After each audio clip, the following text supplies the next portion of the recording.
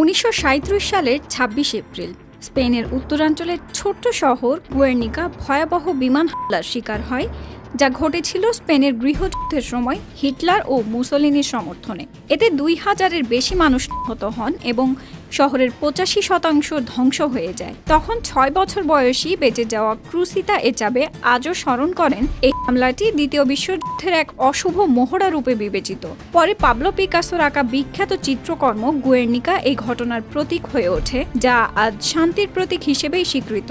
বর্তমানে গুয়ের্নিকা শহর আবার গড়ে উঠেছে, প্রাণবন্ত ও সমৃদ্ধ হয়েছে, কিন্তু যুদ্ধের ক্ষত রয়ে গেছে। বেঁচে যাওয়া অনেকেই আজ যুদ্ধবিরোধী প্রচারে যুক্ত এবং গাজার মতো সমসাময়িক যুদ্ধ তাদের বেদনাহত করে।